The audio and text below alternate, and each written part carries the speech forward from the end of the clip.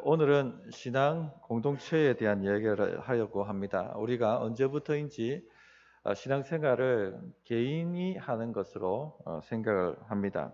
개인이 구원받고 개인이 예배하고 개인이 말씀을 듣고 개인이 말씀을 배우고 공부하고 개인이 기도하고 그렇게 생각합니다. 그래서 어떤 분들은 교회에 나가지 않는 분들도 계십니다. 자기 집에서 영상으로 원하는 교회 예배 실황을 틀어놓고 혼자 예배하고 헌금을 온라인으로 보내고, 교회 나와도 서로 관계를 가지려고 하지 않습니다. 서로 교제하려고 하지를 않습니다. 서로 깊이 삶을 나누고 이분이 어떤 고민을 갖고 있는지, 어떤 기도 제목을 갖고 있는지 이런 것을 나누는 공동체가 아주 많이 사라져 가고 있습니다. 기도하는 두세 사람의 그룹이죠. 오늘 말씀을 치면 이 기도하는 두세 사람의 그룹이 없습니다. 그럼에도 불구하고 별로 부족하다는 것을 느끼지 못합니다. 이게 문제죠. 그런데 이 모든 것은요, 성경적 가치관이 아니라 이 세상적 가치관이다 하는 것을 아셔야만 합니다. 성경이 말씀하는 신앙생활은요, 개인적인 것이 아니죠. 교회를 그리스도의 몸이라고 칭하는 것만 봐도 신앙생활은 공동체이다 하는 것을 우리가 알 수 있습니다. 공동체가 없으면 안 되는 것입니다. 공동체가 없으면 신앙은 굉장히 위태로워지는 것입니다. 우리 성찬식을 해도 성찬식의 가장 중요한 의미가 무엇입니까? 한 몸에 참여하는 것이죠. 한 공동체, 한 교회가 되었다 하는 것을 누리라는 것입니다. 하나님과 우리 사이에 막힌담이 사라졌고 사람과 사람 사이에 막힌담이 사라져서 하나가 되었으니 그 한 공동체를 누리라 하는 것이 성찬식의 중요한 의미입니다. 한 떡에 참여한다, 한 성령에 참여한다, 그렇게 말씀을 하고 있는 것이죠.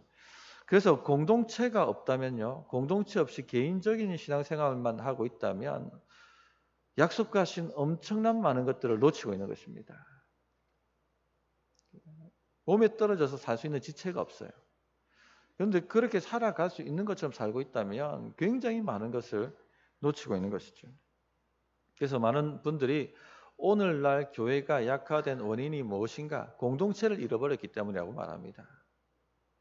전 세계적으로 전 세계 교회가 지금 소그룹 운동이 활발하게 일어나거든요.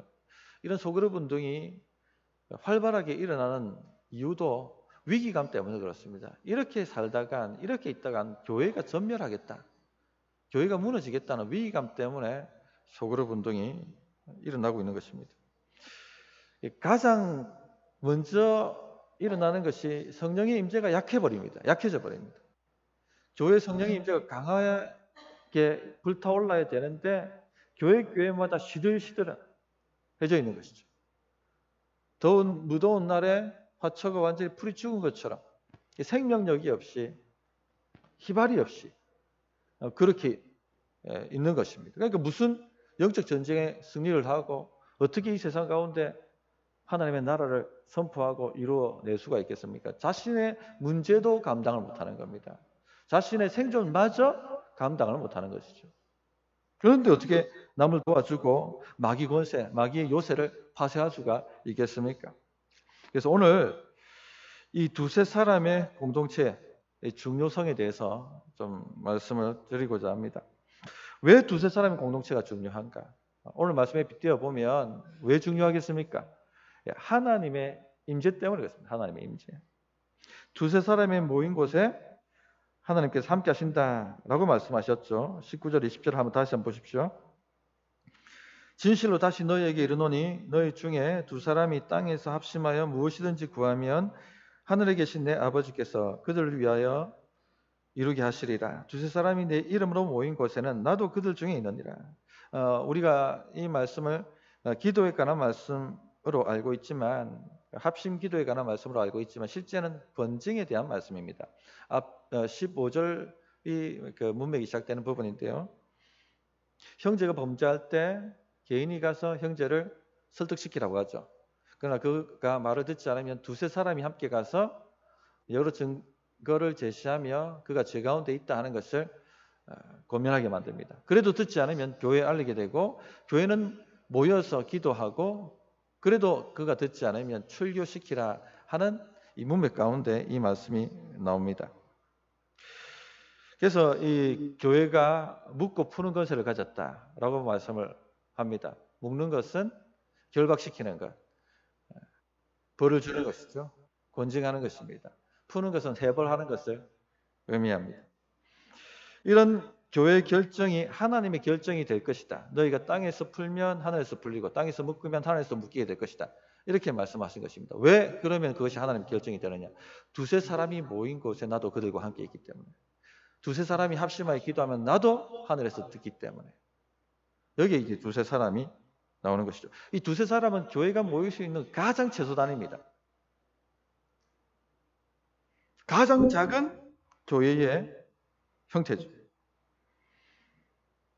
이 그래서 권징이 맞습니다. 그러나 여기에서 말씀하는 두세 사람이 합심하여 기도하는 것, 두세 사람이 함께 모이는 것, 주의 이름으로.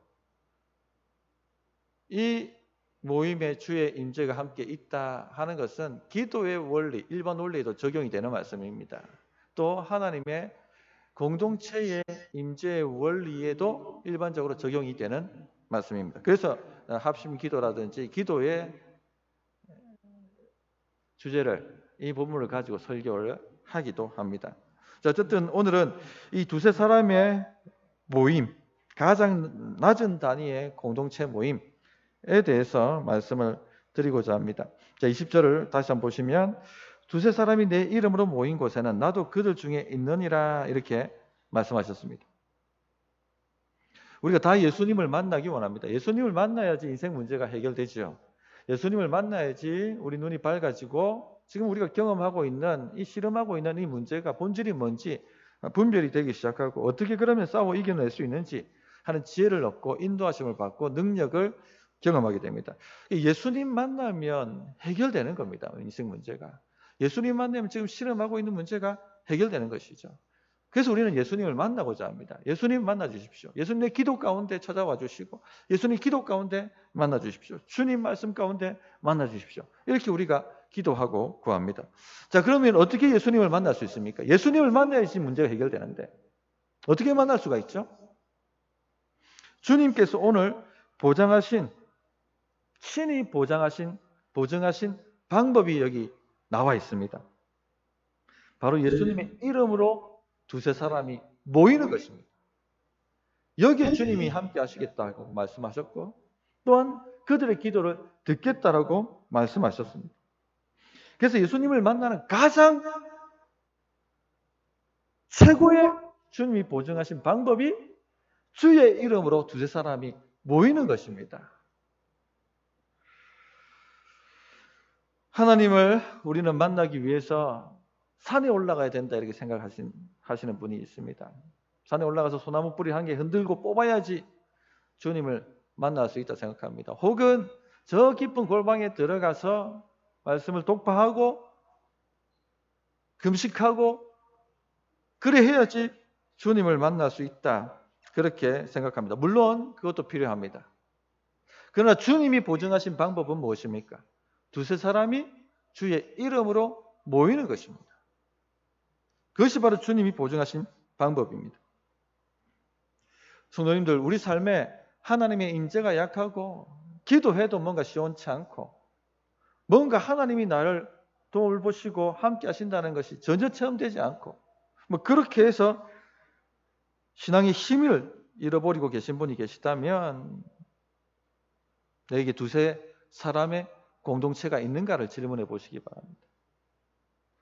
나는 세월이 이렇게 지났음에도 불구하고 왜 내 신앙은 제자리 걸음하는 것 같고 왜 이렇게 성장하지 못할까 고민하고 계신 분이 있다면 나에게 두세 사람의 주의 이름으로 모이는 공동체가 있는가를 질문해 보시기 바랍니다.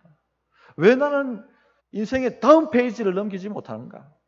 왜 이 똑같은 문제에 발목이 잡혀서 광야를 뺑뺑 도는 것처럼 돌고 있는가?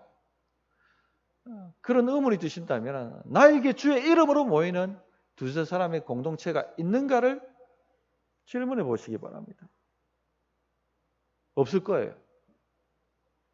주의 이름으로 모이는 두세 사람이 내게 없다 하는 것을 아마 깨닫게 되실 것입니다. 성도님들, 공동체 없이는요, 성장하기 어렵습니다. 공동체 없이는요, 성공하기 힘듭니다. 공동체 없이는 성령 충만하기 어렵습니다. 왜냐? 주님이 약속하신 것이 바로 두세 사람의 공동체이기 때문에. 그곳에 주께서 임재하시겠다고 말씀하셨기 때문에. 공동체 없이도 괜찮다. 공동체 없이도 충분히 해낼 수 있다. 하는 마귀의 거짓말을 듣지 마셔야 됩니다. 두세 사람의 공동체, 주의 이름으로 모이는 그 공동체 내게 주십시오. 구하셔야 됩니다. 그런 공동체가 있어야 됩니다. 내게 지금 그런 공동체가 없다면요, 무기 다 떼고 소총 들고 돌격앞을 하고 있는 것입니다. 미사일 다 떼고 전투기 다 떼고 탱크 다 떼고 소총 들고 적진을 향해 돌격하고 있는 것입니다. 마귀는 때로 덤빕니다. 우는 사자처럼 때로 덤빕니다. 혼자서는요, 백전백패입니다. 감당할 수가 없습니다. 늘 같은 문제에 발목 잡혀 설 것입니다. 광야 뺑뺑 돌다가 끝나버리는 인생 되고 말 것입니다. 이게 두세 사람이 모이는 공동체가 있는가, 내게. 그런 공동체를 주십시오. 구하셔야 됩니다. 주의 이름으로 모이는 모임이어야 합니다. 그냥 모이는 모임이 아니라 주의 이름으로, 목적이 주 예수여야 합니다. 주님을 예배하고 주의 말씀을 나누고 함께 기도 제목을 나누고 기도하는 그런 모임이어야 한다는 것이죠. 근데 우리가 큰 그룹으로는 이렇게 모이거든요. 지금도 주의 이름으로 모였습니다. 이 수요 예배. 새벽 기도 때도 주의 이름으로 모입니다. 예배 때도 주의 이름으로 모입니다. 큰 공동체가 모입니다. 근데 지금 왜 예수님이 두세 사람이라고 표현했어요? 두세 사람이라고. 이 두세 사람이 중요하기 때문에 두세 사람이라고 표현한 것입니다. 예수님 당시에 랍비들이 제자를 모으면요, 그 제자들을 훈련시키고 공부하기 위해서는 하베르라는 파트너, 동료를 만들어야 했습니다. 그 랍비 밑에 한 20명, 30명, 100명 이 제자들이 있는데 이 제자 그룹이 제자가 되려고 하면 반드시 하베르라는 나의 파트너를 데리고 와야 되는 겁니다. 우리말로 하면 동력자 혹은 세겹줄 멤버를 만들어야 되는 것이죠. 유대인들이 서로 공부하는 방법을 하비루타라고 합니다. 아마 이 TV나 뭐 다큐멘터리 한번 보신 적이 있는지 모르겠는데 서로 말씀 놔둬놓고 막 질문하고 대화하고 토론하고 막 서로 막 이렇게 주고받거니 막 하지 않습니까? 이런 것을 하비루트라고, 그 동료를 하베르라고 합니다. 랍비들이 그런 얘기를 했어요. 두 사람이 모여서 율법을 서로 토론할 때 거기에 하나님이 임재하신다. 이 말씀을 그대로 예수님이 딱 갖고 얘기하시는 거예요. 다 알고 있는 말씀을 가지고. 두세 사람이 내 이름으로 모인 곳에 나도 그들과 함께 있느니라. 두세 사람이 주의 이름으로 모이는 공동체가 중요하다는 것입니다. 서로를 알고 서로 말씀 가지고 서로 나누고 서로 함께 기도하고 말씀으로 서로를 깨우고, 그런 공동체가 중요합니다. 그런 공동체, 두세 사람의 공동체가 없다면요, 50%를 잃어버리고 있는 겁니다. 신앙생활에 굉장히 중요한 50%를 까먹고 있는 것이죠. 반드시 두세 사람의 공동체를 만들어야 됩니다. 자, 예수님 제자 만든 거 보십시오. 12제자가 있었습니다. 그리고 70 이내의 제자가 또 있었죠. 더 넓게는 120명의 제자가 있었습니다. 오순절 다락방에서 간절히 기도했던. 그런데 그 안에 다 두세 명의 공동체가 있습니다. 하베르가 있습니다. 서로 삶을 나누고 동고동락하고 함께 서로를 깨우고 격려하고 영적 도전을 주고 그런 사람들이 있었다는 것입니다. 자, 보십시오. 예수님이 제자들 데리고 여행하시고 함께 먹고 자고 함께 삶을 나누고 함께 기도하고 이렇게 12명을 데리고 다니셨습니다. 그런데 그 안에도 이 두세 명의 공동체 하베르가 있었다는 것이죠. 예수님이 기도하실 때 혼자서 따로 기도하신 장면 기억나십니까? 몇 개 없어요. 몇 번 없습니다. 12제자 세우기 전에, 제자가 그때는 없었으니까 혼자 기도하셨겠죠. 그리고 5천 명 먹이시고 난 다음에 배로 먼저 제자들 보내고 난 다음에 새벽 될 때까지 산에서 기도하셨죠. 그 외에는 보통 누구 데리고 다니셨습니까? 베드로, 야고보, 요한, 두세 사람, 하베르.